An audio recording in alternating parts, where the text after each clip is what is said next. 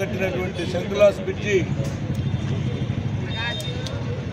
షష్ఠీ పూర్తి నిండిందనేటువంటి ఒక అకాల కారణంతో దాన్ని పడగొట్టారు. దాని మీద అసలు ఒక కమిటీ వేసి బ్రిడ్జి శిథిలావస్థితిలో ఉందా, ఈ బ్రిడ్జి పట్టేసి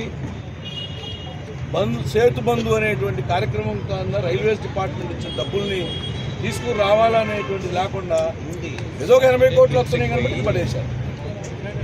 అంటే మనుషులు మర్చారు, బ్రిడ్జి మట్టి గుర్తుకొచ్చినారు. ఈ ప్రజలకు ప్రత్యామ్నాయం లేదు. బ్రాడీపేట 14వ రోడ్డు ఎన్నాళ్ళు ఈ గుంటూరు పట్టణానికి అందుబాటులో ఉంది. దాన్ని ఓపెన్ చేద్దామని బుద్ధిజ్ఞానం లేకుండా ఇది పడేశారు. అది కూడా పర్మిషన్ లేకుండా, ప్రిన్సిపల్ చీఫ్ సెక్రటరీ పర్మిషన్ లేకుండా ఈరోజు అక్కడి నుంచి ఇక్కడ దాకా 900 మీటర్లు నడిస్తే నాకు 10 మంది పట్టుమని 10 మంది కార్మికులు కూడా కనపడలా. ఒక్క మిషనరీ కనపడింది, అది కూడా మేము వస్తున్నామని పని చేస్తుంది. అంటే ఇది నాకు తెలిసిన ప్రకారం విజన్ 2047 అన్నాడు చంద్రబాబు నాయుడు.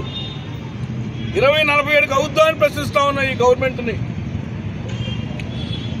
తర్వాత నేను ఎంపీగా నర్సాపేట ఎంపున్నప్పుడు కంకరగుంట ఆర్యూబీ 8 గంటల్లో పునర్నిర్మాణం చేశారు. ఆర్యూబీ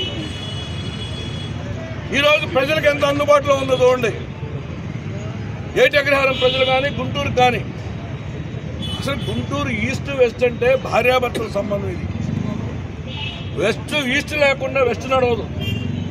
వెస్ట్ లేకుండా వెస్ట్ లేచిన దానికి ఈస్ట్లో పనుల కోసం పోవాలి. ఇది ఒక బంధం.